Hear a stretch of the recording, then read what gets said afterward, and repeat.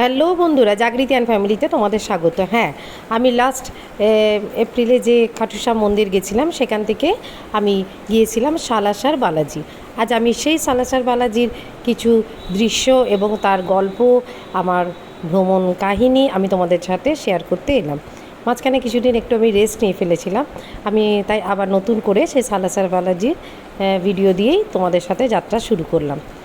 খাটুশ্যাম থেকে আমরা ওখানকার গভর্নমেন্ট বাসে করে আমরা চলে গিয়েছিলাম সালাসার বালাজি।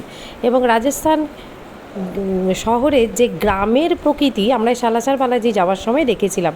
এইটি হচ্ছে রাজস্থানের বিখ্যাত মায়ের মন্দির, করণী মায়ের মন্দির, এবং এটি একটি পাহাড়ের উপর অবস্থিত। বাস কিছুক্ষণ এখানে দাঁড়িয়েছিল বলে আমি বাস থেকেই এই করণী মায়ের মন্দিরের ছবি তোমাদেরকে দেখালাম। এইটি ছিল তার গেট, এখান থেকেই পাহাড়ের উপর উঠে মায়ের দর্শন করা যায়। যেটা বলছিলাম, রাজস্থান থেকে যাওয়ার সময় এই যে চারিদিকে তোমাদেরকে দেখাচ্ছে, এগুলো কিন্তু কোনোটাই মাটি নয়, পুরো সবই বালি। এবং খুব ফেমাস একটি টিভি সিরিয়াল ছিল বালিকা বধূ। বালিকা বধূটা আমি রাজস্থানের ওপরই বেশ করে গল্পটি ছিল, এবং সেই সিরিয়ালটিতে আমার দেখতে দেখতে আমি বেশ মুগ্ধ হতাম সেখানকার প্রকৃতিটা মানে দেখে।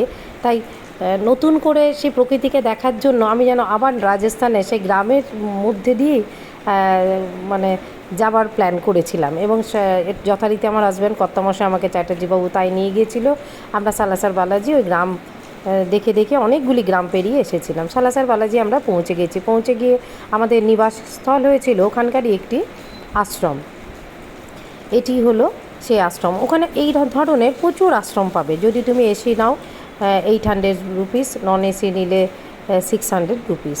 তারপর আমরা আশ্রমের মধ্যে প্রবেশ করে সেখানে আমাদের লাগেজ স্টোর করে আমরা চলে গিয়েছিলাম সালাসার মন্দিরের উদ্দেশ্যে। ঠিক ধরেছ, হনুমানজি হচ্ছে সালাসার বালাজি। এবং যেখানে হনুমানজি আছে সেখানে লাড্ডু থাকবে না এটা ভাবাই যায় না। ওখানে না চারিদিকে তোমরা দেখবে যে প্রচুর লাড্ডুর দোকান, এবং এত লাড্ডু ফেমাস ওখানে, কেজি হিসাবে বিক্রি হয়, 200, 250, 300 টাকা কেজি হিসাবে বিক্রি হয়। তেলের আছে, শুদ্ধ ঘিয়ের আছে। মাকে একটু টেস্ট করিয়েছিলাম, মা দেখো তো কোন লাড্ডুটা খেতে ভালো। মা একটু যথারীতি টেস্ট করলেন। কিন্তু হ্যাঁ, আমাদের এখানে যেরকম লাড্ডু সেই রকম ধরনেরই তেলেরগুলো খুব একটা টেস্টি ছিল না, বাট ঘিয়েরগুলো ভালো ছিল। লাড্ডু আর প্যাঁড়া, ওখানে প্যাঁড়াও কিন্তু নানা ধরনের পাবে। তারপর আমরা রাত্রেবেলায় আমাদের যে আশ্রম যেখানে আমরা ছিলাম, যেখানে তার ঠিক পাশেই কিন্তু একটি হোটেলে আমরা রাতের খাবার সেরেছিলাম।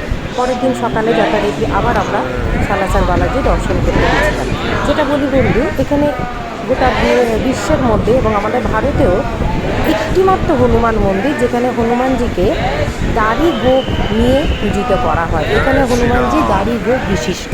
এখানে যে সাধু মোহনদাস, তিনি অনেক সাধনা করে হনুমানের ভক্ত ছিলেন, এবং হনুমানজি সাধনা করে তিনি হনুমানজিকে পেয়েছিলেন, এবং তাকে যেভাবে হনুমানজি দর্শন দিয়েছিল সেই মূর্তিটিই ছিল বা সেই হনুমানজির দর্শনটি ছিল দাড়ি গোঁফ যুক্ত।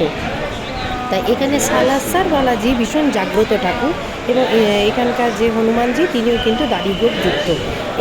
এই রূপেই নাকি সাধু মোহনদাসজিকে হনুমানজি দর্শন দিয়েছিলেন।